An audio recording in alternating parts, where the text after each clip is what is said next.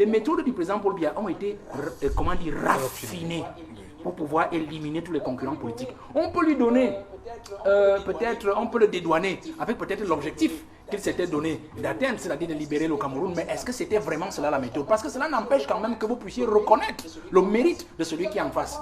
Vous allez donc comprendre qu'il a travaillé avec le décret. Parce qu'en fait, nous sommes une société du décret. C'est-à-dire que vous vous rendez compte que le pays aujourd'hui, on reconnaît la compétence de quelqu'un le jour où on l'a nommé.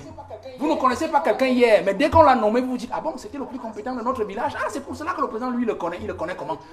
Regardez toujours que dans un département, vous êtes sûr que ça, c'est la meilleure élite de chez nous. On peut prendre son cousin dont on n'est même pas sûr qu'il est originaire d'ici. Il y a un ministre, par exemple, qui est là, on dit qu'il n'est même pas étudié. Les gens disent qu'il est étonné, c'est lui que Biya pas cherché. Et il impose comme ministre du Fundi. Il y a un ministre qu'on dit à Douala, il n'est pas de Douala, il n'est pas un Sawa, et c'est quelqu'un d'une camp. C'est lui que Biya pas cherché. Pourquoi? Parce qu'en fait, il ira toujours chercher des gens qui ont une identité assez soupçonnée. Parce qu'en fait, ils lui seront toujours fidèles. Et c'est pour cela que c'est ceux-là qui travaillent au quotidien à maintenir justement ceux qui ont une identité normale, qui peuvent dire je viens d'ici, puisqu'on dit équilibre régional. Puisque nous parlons d'équilibre régional.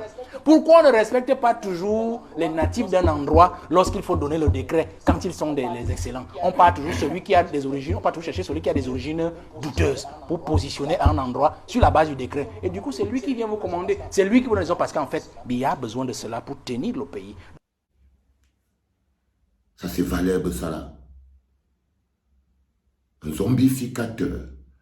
Si jamais Mathias Onangini faisait Tchiki Tchakachok s'envoyer en l'air avec, par exemple, Pascal Charlemagne, Messanga Nyamdi, ils auraient un enfant qui s'appellerait Valère Bessala. C'est-à-dire que si Mathias Onangini et Pascal Messanga Nyamdi se mettaient ensemble, faisaient fusion, ils allaient fabriquer, ce qui allait naître de là, c'est ce bonhomme qu'on appelle Pascal Messanga Nyamdi. La fourberie fait homme. Je ne dis pas qu'il n'est pas intelligent, mais pour cacher un mensonge, il faut le mettre dans un océan de vérité. Vous-même, à quel moment Pomba avait dit à Valère Bessala qu'il a un objectif, c'est de sauver le Cameroun? Quand vous voyez la gestion de Pomba, quand vous voyez l'état du bled, quand vous voyez comment ça fonctionne, est-ce qu'à un moment donné, vous avez l'impression que, à part au pouvoir, Pomba avait un autre objectif? Qu'est-ce qu'il met sur la table, Valère Bessala, quand il vous balance que on peut au moins dire que Pomba avait un objectif, c'est de sauver le Cameroun? Où? Quand? Et pour ça, quand il met que Pomba avait un objectif de sauver le Cameroun, il veut donc justifier que Pomba pouvait faire toutes les techniques Machiavel qu'il veut. C'est-à-dire détruire les élites, manipuler les populations, détruire la structure politique, mettre des institutions. Pour lui, tout se justifie. Donc pour lui, il estime qu'il doit d'abord donner à Pomba un objectif, que nous on doit tous être d'accord. C'est que Pomba voulait sauver le pays, ce qui est faux. Parce que tu ne sais pas à quel moment, lui là, cet enfant de la sardine qu'on appelle, voilà, à quel moment lui, à un moment donné, Pomba lui a dit que non, il voulait sauver le pays. Tu vois, donc il fabrique d'abord un objectif non discutable, l'objectif patriotique, celui qui touche votre corps. Et maintenant, il vous dit que pour atteindre cet objectif, Pomba a tout fait pour conserver son pouvoir, détruire les élites, détruire la politique, détruire les institutions, c'est-à-dire que manipuler les gens, cogner les têtes, remplir les prisons. Il estime que c'était légitime. Il veut vous faire croire que c'est légitime. Ça veut dire, par exemple, que ne vous inquiétez pas, il fait un positionnement. Mais en ce moment, il ne peut pas s'attaquer à Pomba. Et il est comme tous les petits. Avant lui, il y avait les biaïstes qui estimaient qu'on peut accuser tout le monde, mais ils ont leur technique, mais il a vu que le biaïsme même ne marche pas. Mais ils ne peuvent pas fonctionner sans un biaïste. Donc, ils ont ce nouveau Valère Bessala. Mais Valère Bessala va croiser garçon. Parce que hier, Valère Bessala va croiser garçon. Parce que là, il y a quelqu'un qui s'appelle Aristide Mono. Il va le déshabiller. Donc, ne bougez pas. Aristide Mono va maintenant lui démontrer que la vie n'est pas que violence, mensonge et mal. Donc, comme on dit, Aristide Mono va lui froisser le cerveau. Vous avez parlé de la diabolisation, de la dissidence. Est-ce que vous ne comprenez pas ça? Est-ce que ça ne s'explique pas lorsqu'on est dans le champ politique? Il faut diaboliser l'adversaire? Déjà, ces gens-là, Madame Fadimatou vient de nous produire en fait la posture qui est dénoncée par votre thématique, celle qui vise à réduire à néant, à geler les acquis des uns et des autres, leur contribution dans la marche de notre nation, en disant que c'est le président qui fait briller.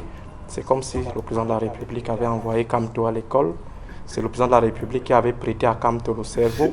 C'est le président de la République qui avait décidé de faire en sorte que la première équipe soit compétente et d'associer désormais l'expertise de Kamto. C'est comme si L'urgence de la pensée, qui est un ouvrage assez célèbre, a été une magnanimité, une mansuétude du chef de l'État. Je pense que le jeu politique, pour revenir à votre question... Est-ce que ce n'est pas le nom qui dérange? Parce que lorsque vous suivez attentivement Fadimatou, Natacha a dit qu'il y a d'autres, pourquoi on s'accroche au professeur Kamto?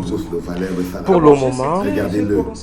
Non, vous n'avez pas prononcé le nom. Je pense que votre question pose le problème... Vous avez refusé de prononcer le nom.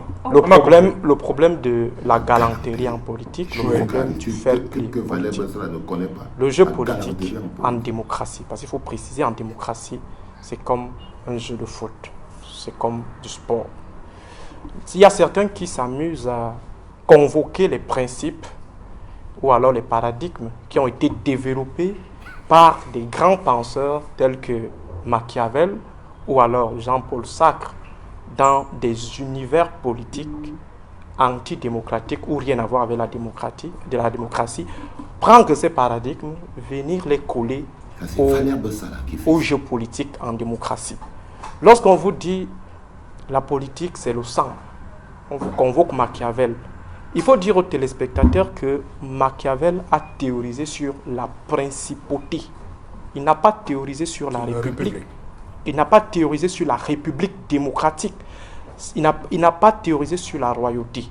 Il a théorisé sur la principauté et il donne des éléments de compréhension du fonctionnement d'un leader politique en principauté. Vous ne pouvez donc pas prendre les paradigmes des principautés pour venir les appliquer sur un système qui se veut républicain, un système démocratique. Donc lorsqu'on dit la politique, c'est à la guerre comme à la guerre. Ça veut dire que nous sommes dans tout sauf en république, sauf en démocratie.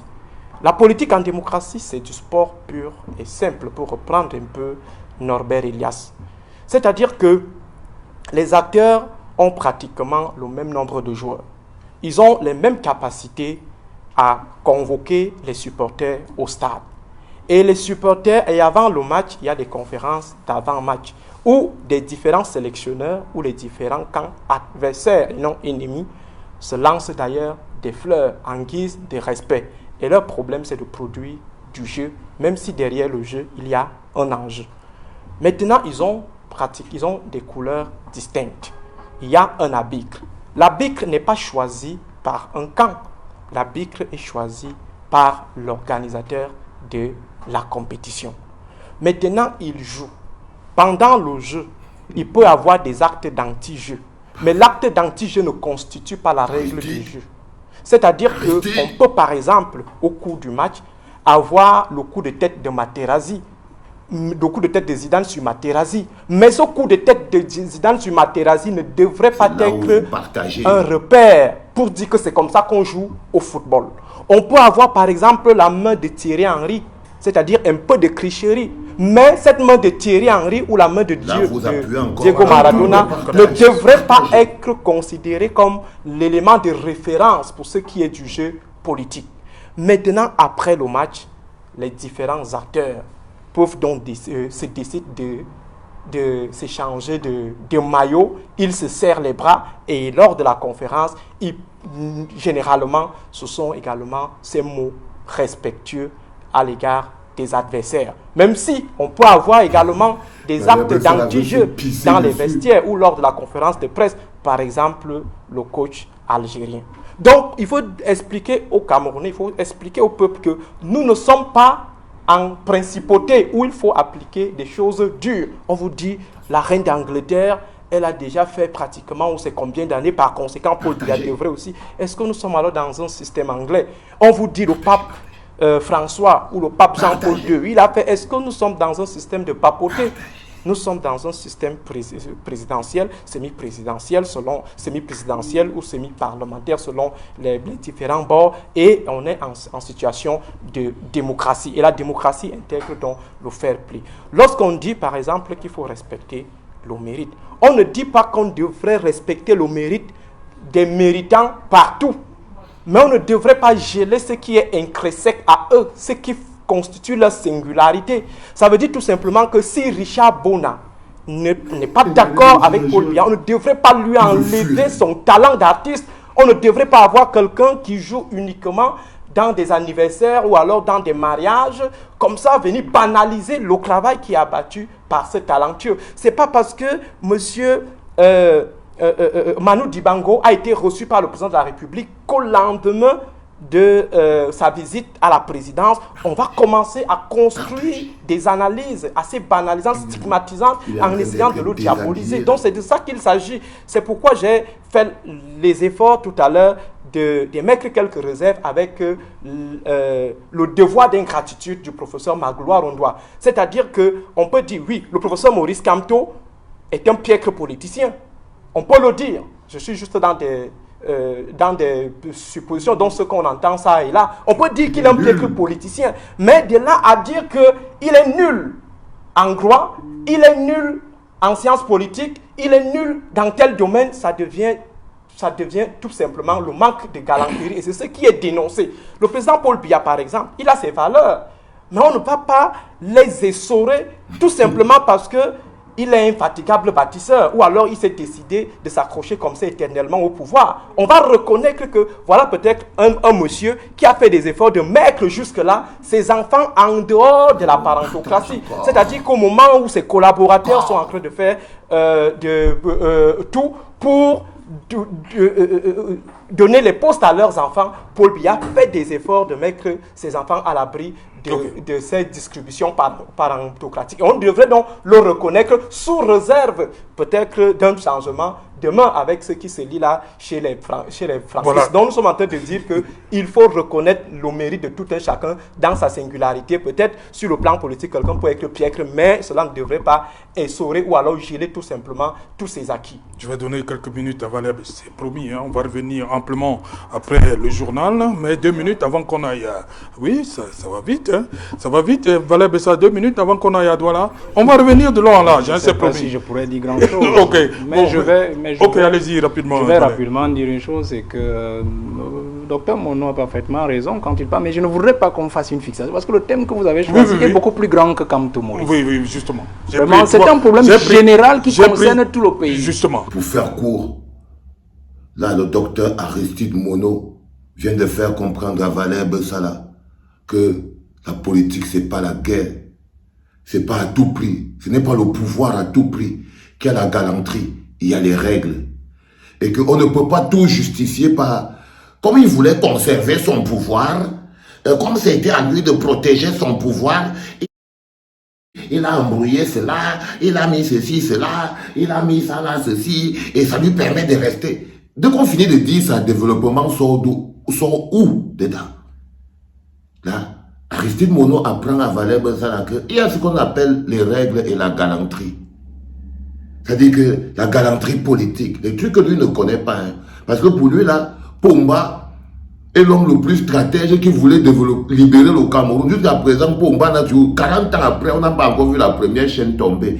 Mais il vient utiliser l'intellectualisme. Et là, Valère,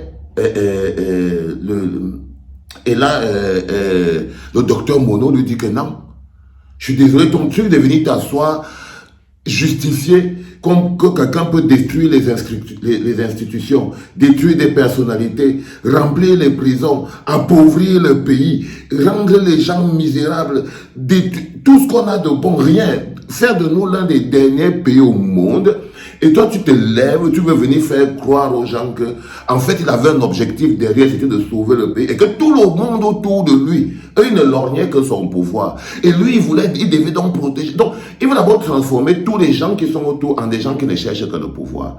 Comme ça, pour ça, il peut justifier que quelqu'un ne soit qu'en train de conserver le pouvoir. Parce que dans la course au pouvoir à tout prix, on s'oppose la conservation du pouvoir à tout prix. Ça, c'est ce que Valère Bessal avait essayé de faire comprendre aux gens et justifier donc que Pomba avait donc le droit de faire tout ce qu'il était en train de faire. Sauf qu'Aristide Monod lui dit non, frère. Même dans un match, la politique, c'est comme un match de foot. C'est un match de foot. Il y a les règles. Quand tu ne suis pas les règles, c'est pour conserver ton pouvoir. Est-ce que c'est encore en politique? On est déjà dans les royaumes. C'est pour ça qu'il lui prend les exemples de l'époque de Machiavel. Il dit que non, tu ne peux pas faire les trucs de papauté, les trucs de royauté, les trucs de l'époque de Machiavel dans une république démocratique. Parce que même le bonhomme a oublié qu'on est dans une république. Hein. Quand vous écoutez Valère Bessala, est-ce que vous avez l'impression qu'il croit qu'on est dans une république? Non, le bonhomme là dans sa tête, on n'est pas dans une république, on est dans un royaume et Pomba, c'est le roi. C'est le roi qui a le droit de penser qu'il voulait faire quelque chose, batati, patata, donc il nous amène dans l'enfumage. Je vous ai dit, c'est la nouvelle coqueluche de la petite sardine. Mais aujourd'hui, je me sens bien. Buvez et regardez cette vidéo avec classique et partagez-la parce que c'est deux angles bien présents dans la même capsule. Piparipo.